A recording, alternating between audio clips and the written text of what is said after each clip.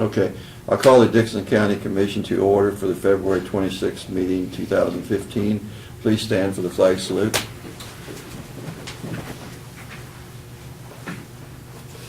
I pledge allegiance to the flag of the United States of America and to the republic for which it stands, one nation, under God, indivisible, with liberty and justice for all.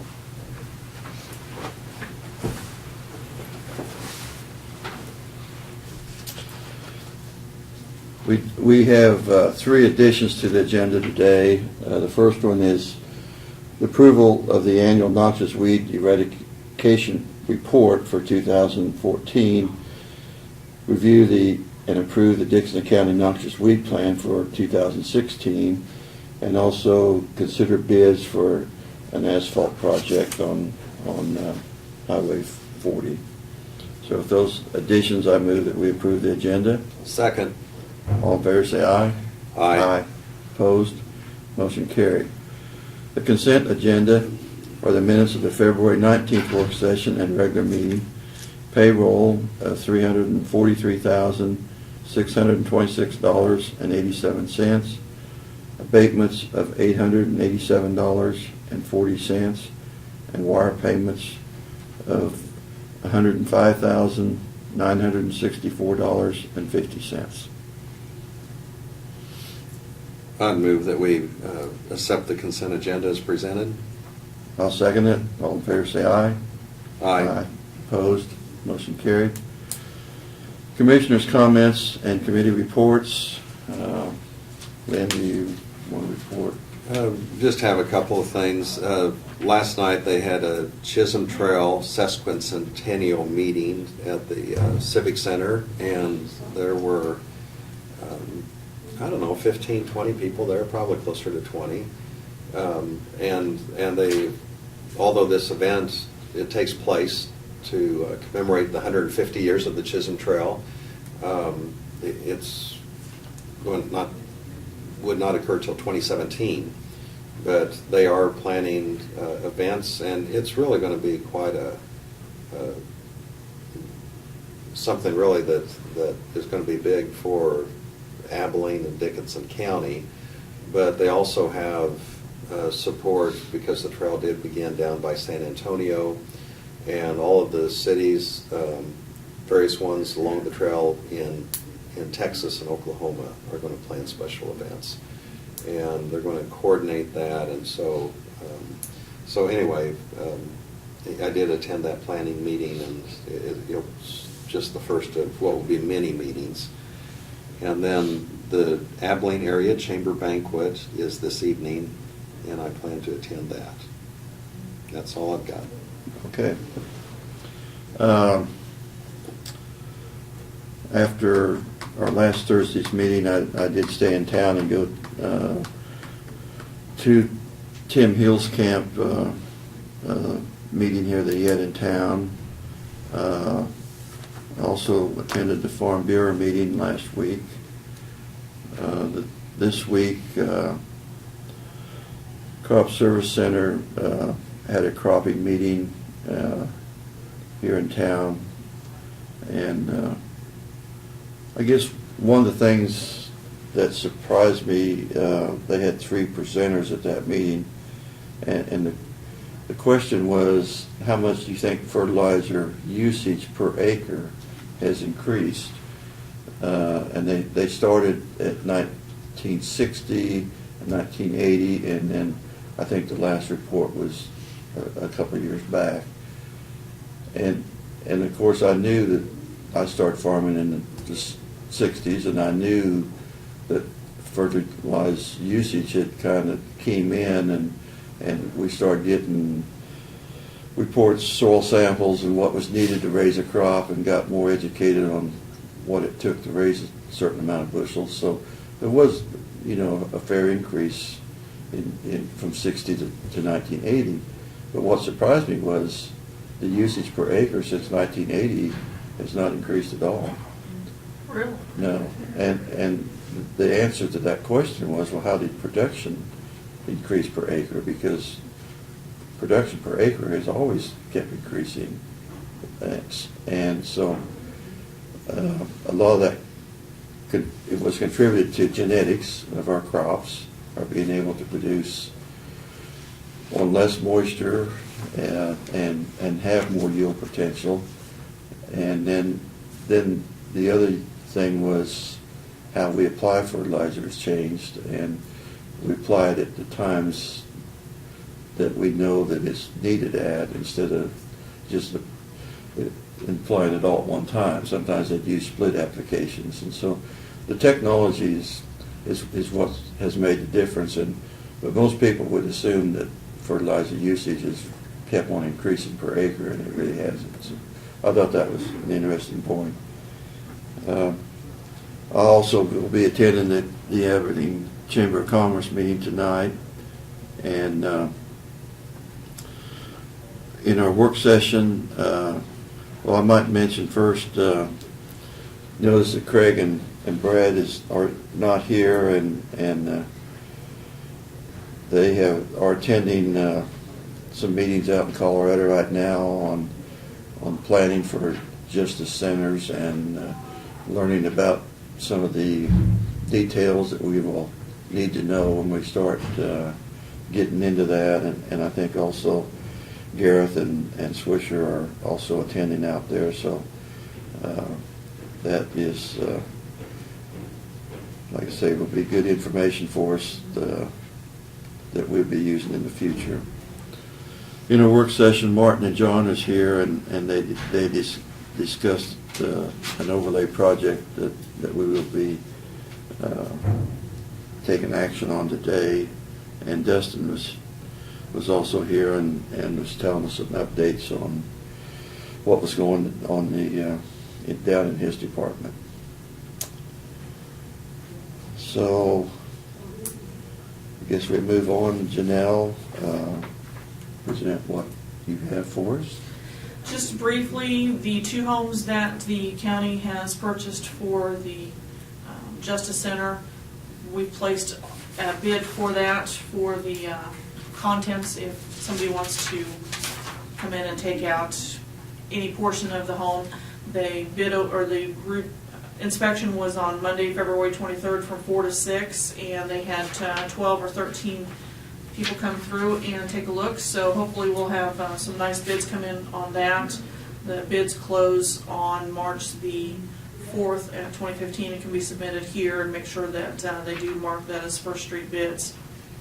Also, the like you said, the annual noxious weed eradication report and the weed plan, as well as the bids for the asphalt, were added to the agenda, and the asphalt bids came in actually very nicely from what the engineer was estimating, so about $80,000 less than what Cobb Valley Engineering had estimated, so that was good to hear. So we'll move forward with that project once we have your approval.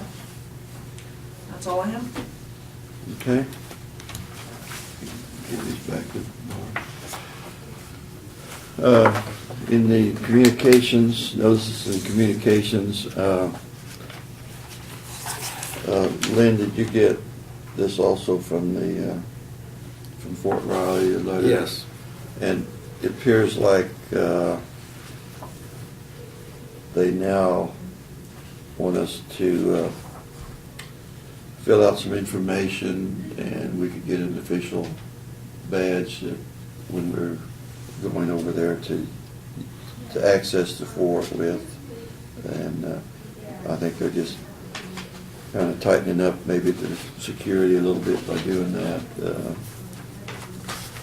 Or I think if someone is going to visit Fort Riley, they can still go to Henry Gate and show their ID, but just to expedite things, I think they'll go ahead and issue probably a badge with your picture on it or something similar to that, and then also have something that you can put on your vehicle, but you have to take over the information of your vehicle registration, proof of insurance, and ID, and the purposes that you might be going to the fort. So it is just kind of a security issue.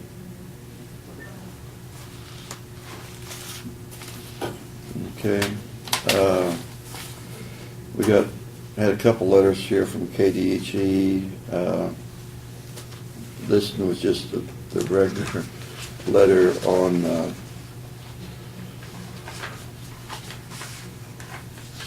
permitting of a livestock operation, and Barb, I looked that over and I couldn't see that there's even one in Dickinson County there, but apparently they think there is. I don't know. Once in a while, they send one in the post office. That there was, I didn't see one that was in Dickinson County Don't get there. them very often, but once in a while. And then the other one was to just inform us that the city of Abilene,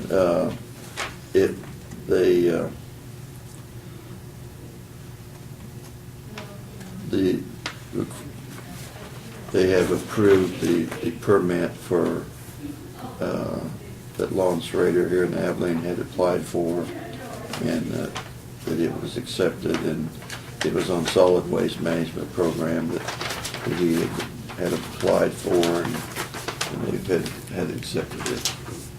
They did have the one on that other permit, and it's for Todd Kiefer, and it's over around Woodbine. Oh, okay. They issued a permit. Proposed confined feeding facility. Okay. And then, we had a couple things here that I've given Janelle that, we sometimes, because there's property tax owed, we get called in, or we get notified that some property had gone into bankruptcy or some case, and was kind of dealing with that they was just informing us on those. And then we got a nice brochure from KU, if you've noticed that.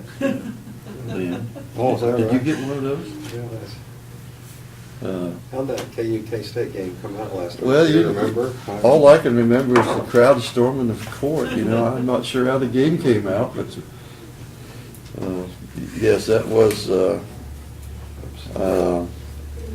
I guess if you only had that chance 3 times out of 25 years, it is kind of an important event for you. So I'm sure the people in Manhattan were, and the supporters of K-State were quite excited with that game. Okay, that's all of the mail.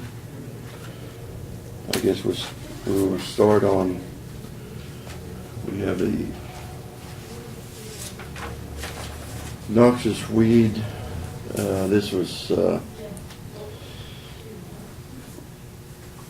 This was put together by Randy Barton, and these were, I guess, reports of the things that they have done as far as eradication on the noxious weeds, and he's pretty much listed the treatments that they had performed, and so I think we just need to approve it and sign it so he can submit it. Is that correct? That's correct. I move that we approve this noxious weed eradication report that Randy has put together. Second. All in favor, say aye. Aye. Aye. Opposed? Motion carried.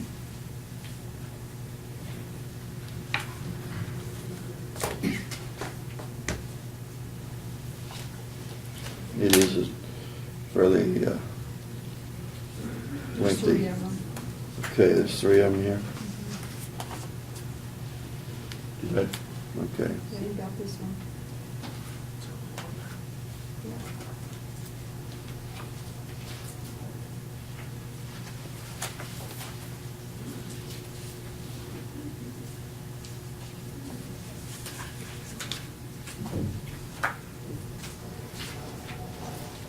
And then Janelle mentioned this is just kind of a housekeeping item too. It's the noxious weed management report for 2016 from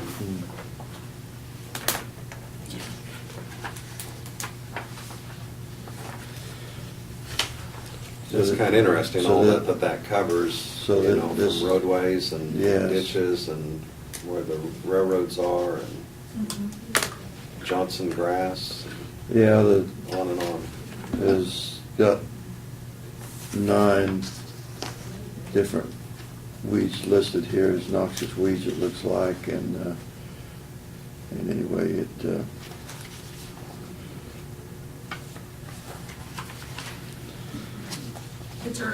It's our management plan now for 2016, what we yeah.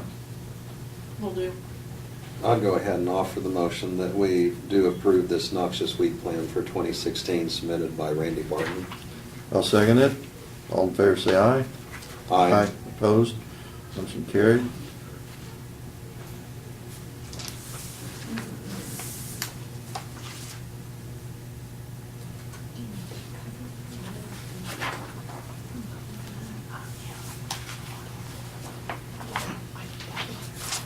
Carl Valley.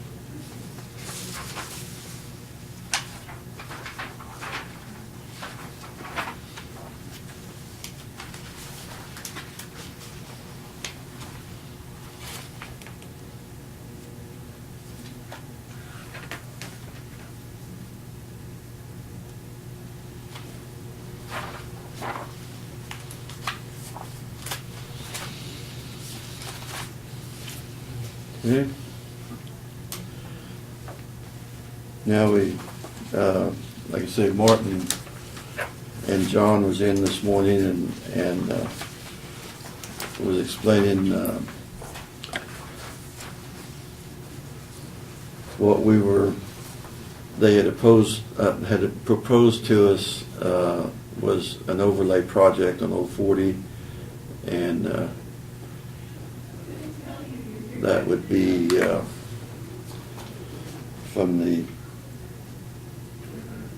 east side of Abilene city limits to Detroit, and then also the stretch of Jeep Road going up to Interstate 70 that would be the landfill road, that what I think of it as. Yes.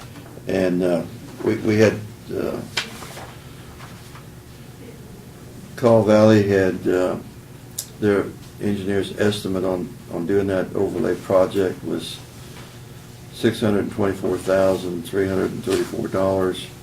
We had bids, 2 bids, one from APEC Shear Division of $549,584.70, and then we also had a bid from Bayer Construction Incorporated for $801,620.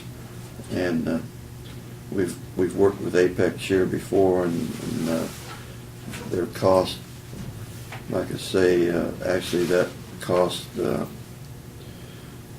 was lower than what we got last year from them. And like I say, that the commercial grade overlay,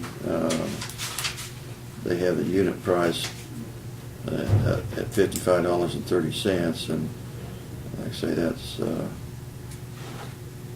about $10 less than what we were paying last year. So they gave us a very good bid on that. They did. And we would ask that you would add the alternate bid item in there as well.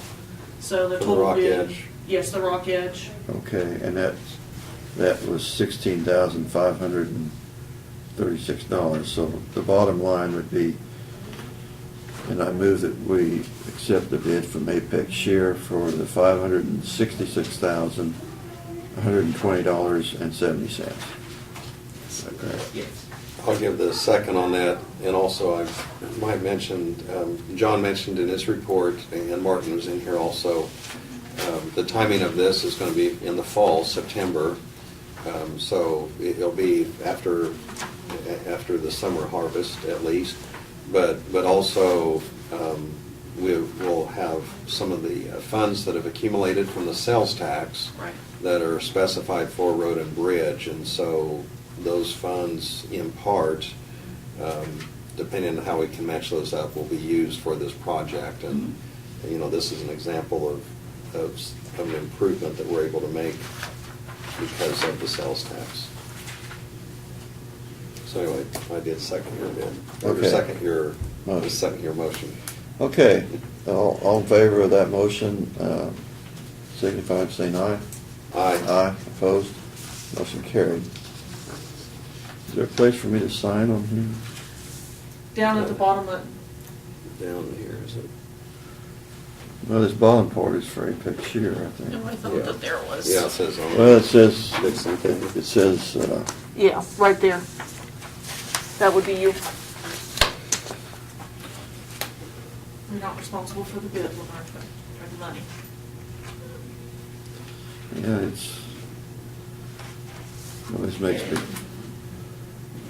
this makes me concerned when I'm the only one signing these things.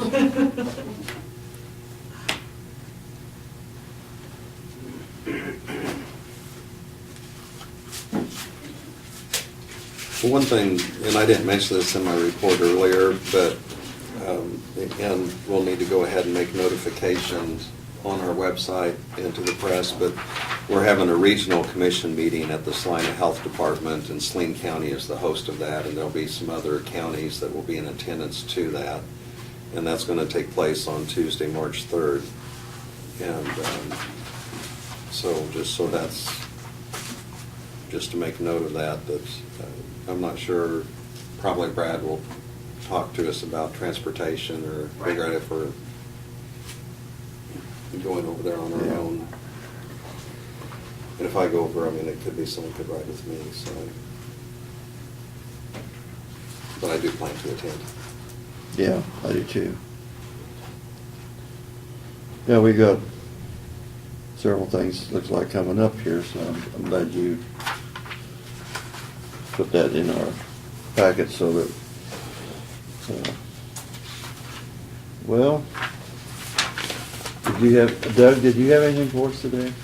No, Grocery store's open? grocery store is open, opened a week ago Monday, it's doing well. Jenny and Ann Bush are off to a good start, and the store doing well. Very nice, wasn't it? You know, it's good to have a business open up in the county and meet some need over there, so. Yeah, I've noticed on Facebook, some people have been saying it's really amazing, you know, we drive a few miles and be able to get the groceries and get back home, and the time that it saves them from Oh, yeah. having to go Yeah. several miles away. They have a wonderful meat market. That's when we started the concept of it. We wanted to make sure that there was a very good meat market. They cut their own meats, and an excellent meat market and a good deli. And like I said, you can get dry goods in a lot of spots. So it has dry goods, but the meat market and the deli are certainly attractions for it. We did have a couple documents, legal things that you need to get from Janelle. Okay. I'll go ahead and make the motion that we adjourn. I'll second it. All in favor, say aye. Aye. Opposed, motion carried.